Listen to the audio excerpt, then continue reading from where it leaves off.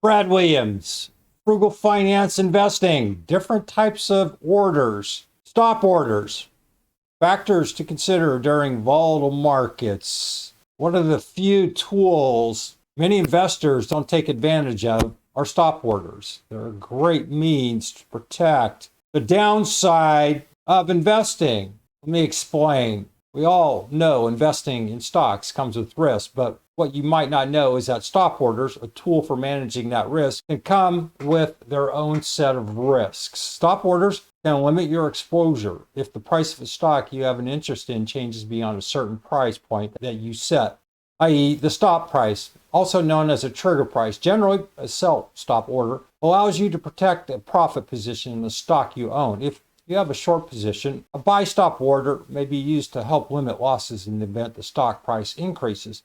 But placing a plain vanilla stop order triggers a market order once activated. That means that if your floor for the stock price is $50, your broker will then seek to sell your stock at the best possible price reasonably available in the market as soon as the stock hits the $50 point. If the market's moving fast, you can receive less and potentially significantly less than $50 a share by the time your order is executed.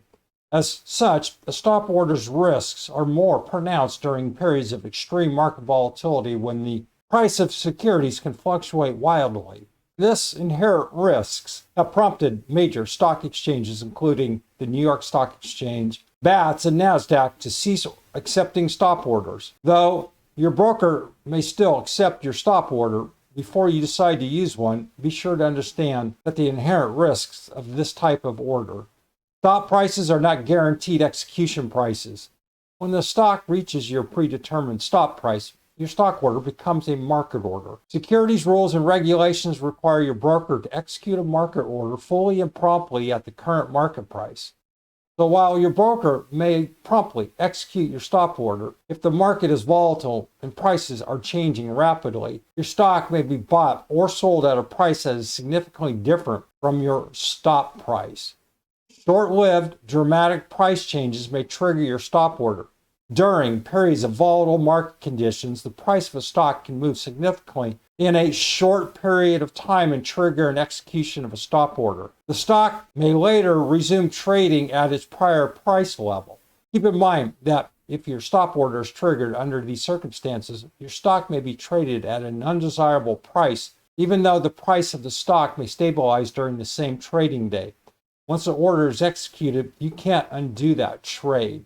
Sell stop orders may exacerbate price declines during times of extreme volatility. If the market is volatile and your sell stop order is triggered, your sell stop order may add downward price pressure on the stock.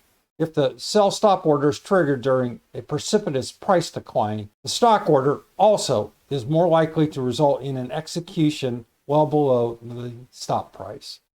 Placing a limit price on a stop order may help manage some of these risks. In addition to the stop price, you can set a limit price beyond which you're not willing to buy or sell. Your shares will only be bought or sold if your broker can obtain that limit price or better. As with any limit order, the potential downside is that there is no guarantee that the order will be executed. Consider using a limit order if your primary goal is achieving a desired target price rather than getting an immediate execution irrespective of the price.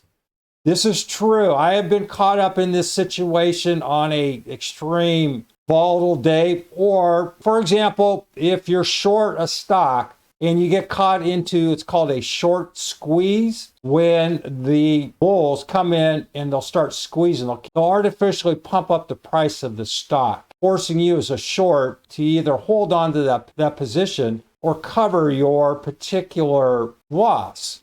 If you have a stop order in, you may be caught between a rock and a hard place. But be careful. Use the combination, a limit with a stop. Experiment with it and see the outcome. Comment if you have any questions related to stop orders or any other related type of orders. Brad Williams, Frugal Finance. Thanks for watching. Hope that helped. See you soon.